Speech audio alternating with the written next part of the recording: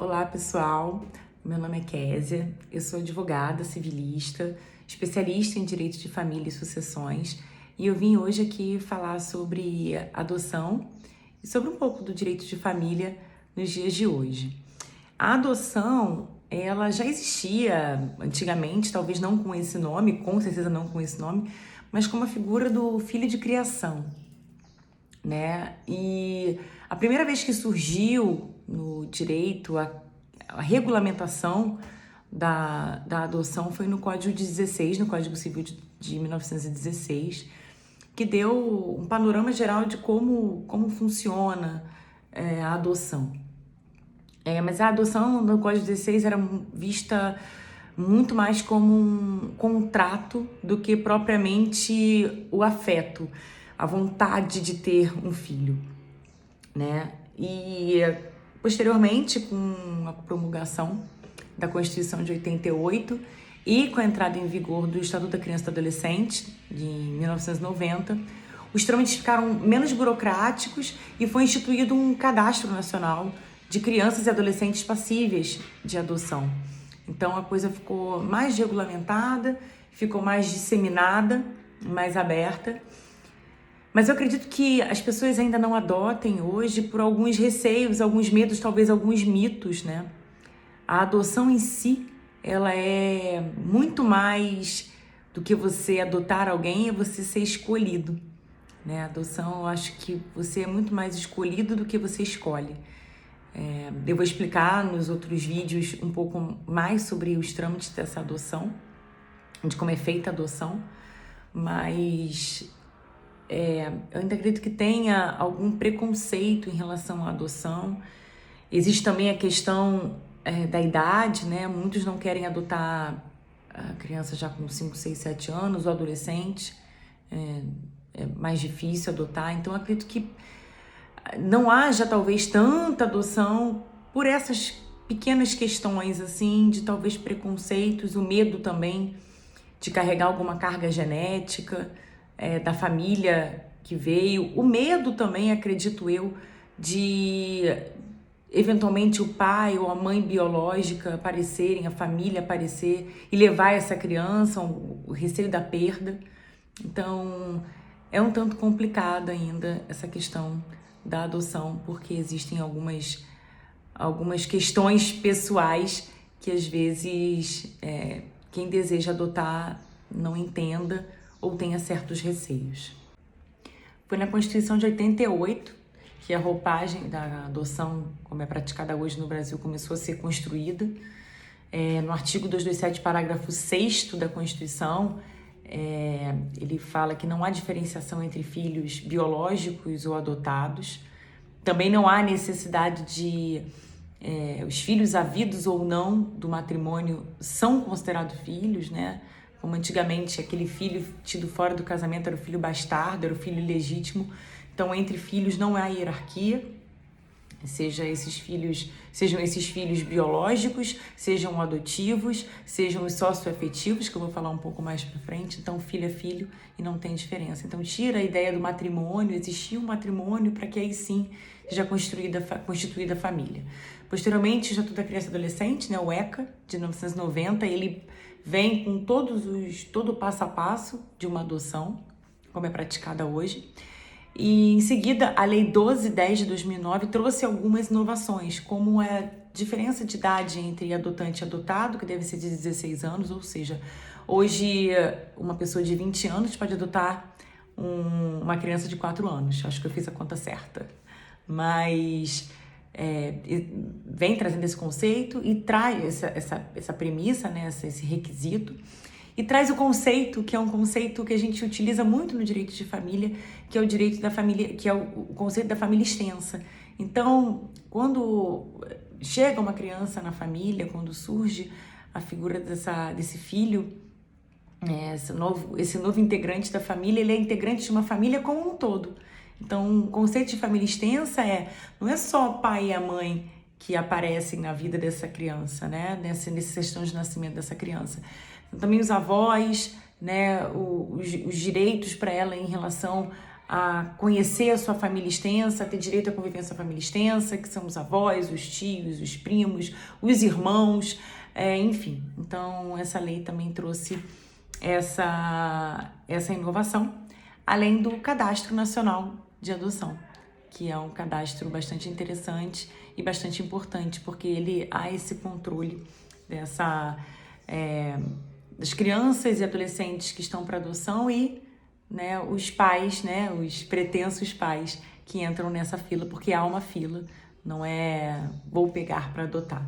É feito todo um trâmite, é um trâmite bem delicado, é um trâmite que o Estado participa efetivamente e bastante burocrático, o que também às vezes é uma problemática, porque é bastante burocrática a adoção ainda no Brasil, por questões mesmo históricas, mas enfim, é uma necessidade que seja feita assim. Talvez o que seja importante vocês abordarem em uma redação que fale sobre o assunto é dizer essa evolução, né? A evolução, como surgiu no Brasil a adoção, onde que surgiu, onde estão hoje onde é feito o trâmite, onde estão os parâmetros dessa adoção, que é no Estatuto da Criança e Adolescente, no ECA, que é na Constituição Federal de 88. Como é importante a gente falar sobre a questão dos filhos, que não há diferenciação entre filhos adotivos, filhos biológicos, filhos tidos no casamento, filhos tidos em uma relação extraconjugal. A noção de família hoje ela é muito extensa. A família, por exemplo, eu moro sozinha.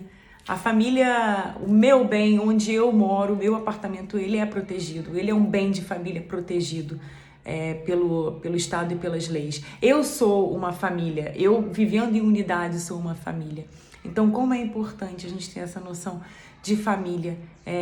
Porque esse filho é adotivo, tem menos direitos. Não, ele tem os mesmos direitos do filho biológico. Por isso que é tão importante o trâmite, tão importante regularizar a vida dessas crianças e adolescentes que estão em situação mesmo de abandono, né? Porque elas foram abandonadas, e como é importante ter essa ação positiva do Estado, né? Nesse controle, e tem que ter esse controle. A gente tem a impressão de que é muito burocrático, mas tem que ser burocrático. Talvez alguns trâmites internos de quem vive isso sente que algumas coisas poderiam ser evitadas num processo. Mas é necessário sim ter um estudo social, é necessário sim a família que está adotando estar acompanhada de psicólogos e assistentes sociais do tribunal, há necessidade sim de eventual intervenção do Ministério Público, do Conselho Tutelar. Então é importante que todos na sociedade ajudem, né, e participem dessa criação, dessa nova família, principalmente nessas crianças que foram colocadas em situação de abandono, e é uma situação muito delicada, então elas têm que estar acompanhadas para de repente não serem abandonadas novamente, e que isso se torne sim um problema de saúde pública e um problema público, né? É um problema de todos nós, né? As crianças em situação de abandono é sim um problema de todos nós. Ao contrário do que se possa imaginar, no Brasil existem mais pessoas querendo adotar do que crianças e adolescentes colocadas para adoção. Segundo dados do CNJ, que é o Conselho Nacional de Justiça, são 7 mil crianças e adolescentes em estado de adoção para 38 mil pessoas interessadas. Então, a questão não é a quantidade. A questão realmente são questões pessoais, né? Da idade da criança, que é uma questão preponderante. As pessoas preferem adotar bebês do que adotar a criança de 5, 6, 7 anos. Preferem adotar um só, e muitas crianças colocadas para adoção vêm com irmãos. Então, existe essa preferência de que se adote os irmãos juntos. E a questão também da raça, da cor, isso também é uma interferência, é um pré-requisito de algumas pessoas que procuram a adoção, né? Mas enfim, ao redor do mundo, existem alguns facilitadores, porque, por exemplo, na África, a situação de pobreza e guerra é visível, e é uma questão assim, bastante delicada. Então, essas crianças acabam sendo postas para adoção e a questão burocrática acaba ficando em segundo plano porque a pobreza e a miséria é tão grande que, enfim, a questão é menos burocrática. Pessoas vindas de outros países chegam, levam essas crianças para os seus países de origem. Na China também, por exemplo, a questão da política do filho único faz com que muitas crianças sejam colocadas para adoção. Então também há essa forma menos burocrática de se adotar. Outra questão que é proibida no Brasil e que é permitida em muitos países, né, como países africanos, é a existência de agências. Mas a grande crítica à existência de agências é que elas podem facilitar a corrupção, elas são facilitadoras, isso pode, enfim, facilitar que crianças sejam colocadas até em mais riscos. Não significa que tenha uma agência e que essas crianças que são adotadas na África, que venham para o Brasil, que estejam nos Estados Unidos com a sua família, na Europa, sejam abusadas ou tenham sido agenciadas de alguma forma com algum certo de burla. Mas há entendimento, há estudos nesse sentido dizendo que é um facilitador, sim. Então, no Brasil é proibido, o que também burocratiza um pouco mais a questão da adoção. Existem alguns contrapontos, assim, bem evidentes em relação à paternidade / maternidade socioafetiva em comparação à adoção. A paternidade socioafetiva, ela surgiu de uma necessidade da sociedade, né? A lei, ela não vem para regular o que vai existir. A lei vem para regular aquilo que existe. Então a sociedade, ela pedia a existência de alguma regulamentação da paternidade socioafetiva, porque quantos de vocês não conhecem alguém que foi criado pelo padrasto, que foi criado pela madrasta e que foi apenas criado, né? E que tem o pai ou a mãe naquela certidão de nascimento e que às vezes o pai e a mãe dão aquela assistência, mas existe também o marido da mãe ou a esposa do pai que criou como se filho fosse. Então, a ideia da paternidade socioafetiva é justamente essa. Levar o afeto, trazer o afeto, judicializar, não nessa palavra de judicializar de um litígio, mas regulamentar o afeto. O afeto precisa ser regulamentado. Então, surgiu o provimento 63 do CNJ, regulamentando a paternidade socioafetiva e as técnicas de reprodução assistida. Eu vou fazer a diferenciação dos dois porque uma coisa não se confunde com a outra. A maternidade socioafetiva, ela surgiu da necessidade mesmo da sociedade. Ela surgiu porque muitas crianças eram criadas pelos seus padrastos e suas madrastas e, enfim, criados como se filho fossem. Às vezes chamavam até de pai e de mãe e não existia aquele não necessidade de nascimento. Às vezes tinha que adotar. E a adoção, o que a adoção necessariamente traz? Aquele registro de nascimento seu feito, ele é cancelado. Então, o pai e a mãe que constam naquele registro de nascimento, eles são retirados porque eles perdem o poder familiar sobre aquela criança e é colocado no lugar o nome dos pais que efetivamente são os pais que estão adotando aquela criança. Então, aquela criança, aquele adolescente. Então, os nomes são retirados. E na maternidade socioafetiva, não há retirada. Há o acréscimo, inclusive não se pode retirar. Porque quando você retira o nome de um pai ou de uma mãe ou de ambos da certidão de nascimento, você simplesmente acaba com um vínculo que existe. E o vínculo não é só o vínculo de afeto, é um vínculo inclusive sucessório, né? Um vínculo de herança, que você possa vir a herdar, de repente, um bem que aquele pai e aquela mãe deixou. Os vínculos previdenciários de, eventualmente, aquele pai e aquela mãe falecer e deixar uma aposentadoria, uma pensão para aquela criança. Então, quando você adota, isso é cancelado. O registro inicial daquela criança é cancelado, inclusive o nome da criança pode mudar, né? E na maternidade socioafetiva, não. Né? Você só acrescenta. Já existe João e Maria como pai daquela criança e vem agora existir João e Maria, José e Clementina. Então, não há nenhum tipo de retirada do nome de ninguém. Quando a gente fala aqui da composição hétero, a gente também coloca a composição homoafetiva, isso não tem nenhuma diferenciação, né? Pode constar naquele cadastro daquela criança, daquele adolescente, 2 pais, 2 mães, que vivam juntos, que são casados, ou que vivem em união estável, ou que não vivam em união estável. Eu mesma já tive casos assim, né, de 2 mães que adotaram uma criança e vieram se separar, e as obrigações continuam, não é porque o casal é homoafetivo, então agora uma é mais mãe do que a outra. Não, ambas são mães, né? E se for o caso de uma delas se entender como homem e querer ser chamada de pai, isso consta na certidão de nascimento. Inclusive, a certidão de nascimento, não sei se a certidão de nascimento de vocês vem assim. A minha não veio assim. Mas a certidão de nascimento hoje, ela é feita com filiação. Só escreve o nome da criança e embaixo, filiação. A minha certidão de nascimento veio nome do pai e nome da mãe. Ela obrigatoriamente, ela era um modelo. Já vinha assim. Porque os casais homoafetivos não era algo regulamentado. Imagina, eu nasci em 84. Então, não existia essa...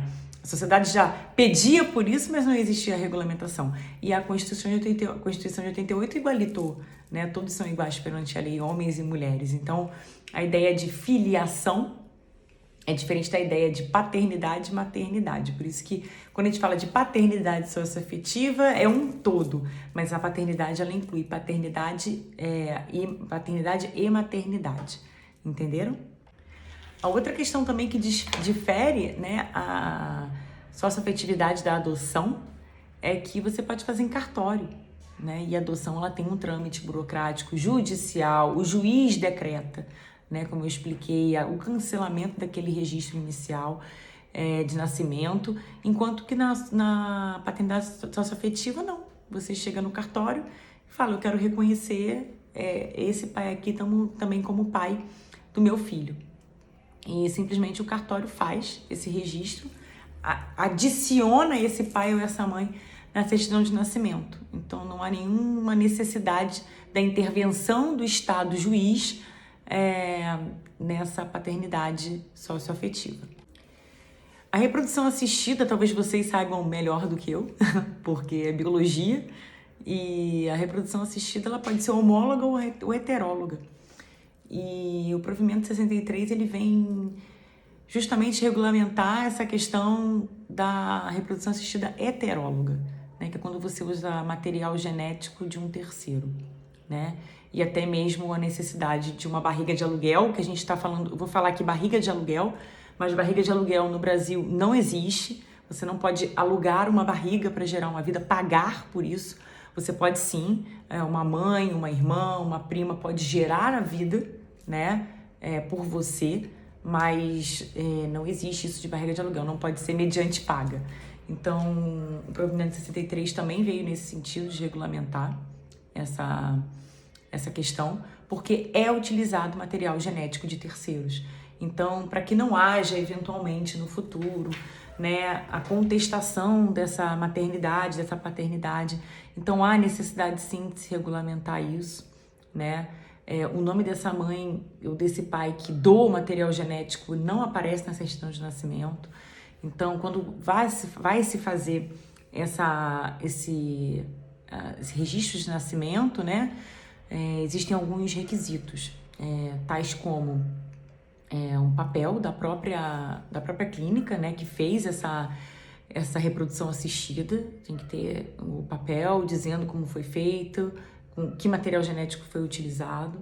A necessidade também da declaração de nascido vivo, que é uma declaração que todos que nascem recebem, né, para que haja esse registro.